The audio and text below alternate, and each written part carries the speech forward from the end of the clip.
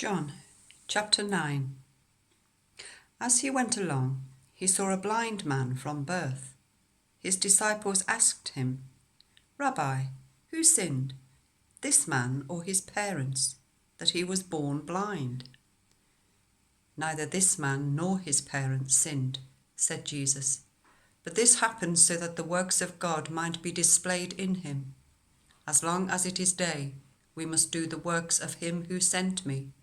Night is coming, when no one can work. While I am in the world, I am the light of the world." Having said this, he spat on the ground, made some mud with the saliva, and put it on the man's eyes. "Go," he told him, "wash in the pool of Siloam." This word means sent. So the man went and washed, and came home seeing. His neighbours and those who had formerly seen him begging asked, "Isn't this the same man who used to sit and beg?" Some claimed that he was. Others said, "No, he only looks like him." But he himself insisted, "I am the man." "How then were your eyes opened?" they asked. He replied, "The man they call Jesus made some mud and put it on my eyes. He told me to go to Siloam and wash. So I went and washed, and then I could see." "Where is this man?" they asked him. "I don't know," he said. They brought to the Pharisees the man who had been blind. Now the day on which Jesus made the mud and opened the man's eyes was the Sabbath. Therefore the Pharisees also asked him how he had received his sight. "He put mud on my eyes," the man replied, "and I washed, and now I see." Some of the Pharisees said, "This man is not from God, for he does not keep the Sabbath." But others asked, "How can a sinner perform such signs?" So they were divided. Then they turned again to the blind man. "What have you to say about him? It was your eyes he opened." The man replied, "He is a prophet." They still did not believe that he had been blind and had received his sight until they sent for the man's parents. "Is this your son?" they asked. "Is this the one you say was born blind? How is it that he can now see?" "We know he is our son," the parents answered, "and we know he was born blind. But how he can see now, or who opened his eyes, we don't know. Ask him. He is of age, he will speak for himself."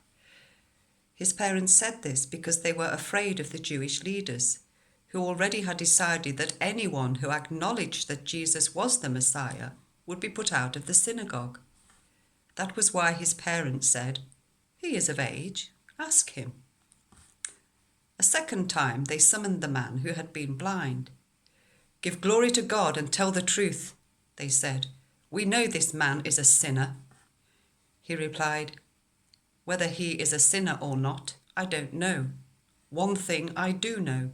I was blind, but now I see." Then they asked him, "What did he do to you? How did he open your eyes?" He answered, "I have told you already, and you did not listen. Why do you want to hear it again? Do you want to become his disciples too?"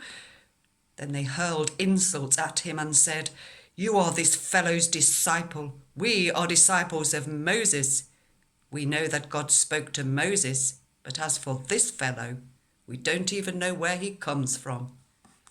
The man answered, "Now that is remarkable. You don't know where he comes from, yet he opened my eyes. We know that God does not listen to sinners.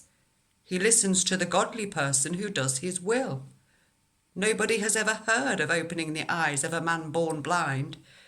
If this man were not from God, he could do nothing."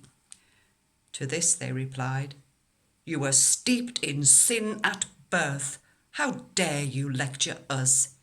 And they threw him out.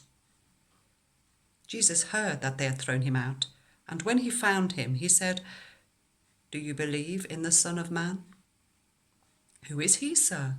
the man asked. "Tell me, so that I may believe in him." Jesus said, "You have now seen him. In fact, he is the one speaking with you." Then the man said, "Lord, I believe," and he worshipped him. Jesus said, "For judgment I have come into this world, so that the blind will see, and those who see will become blind." Some Pharisees who were with him heard him say this and asked, "What? Are we blind too?" Jesus said, "If you were blind, you would not be guilty of sin. But now that you claim you can see, your guilt remains."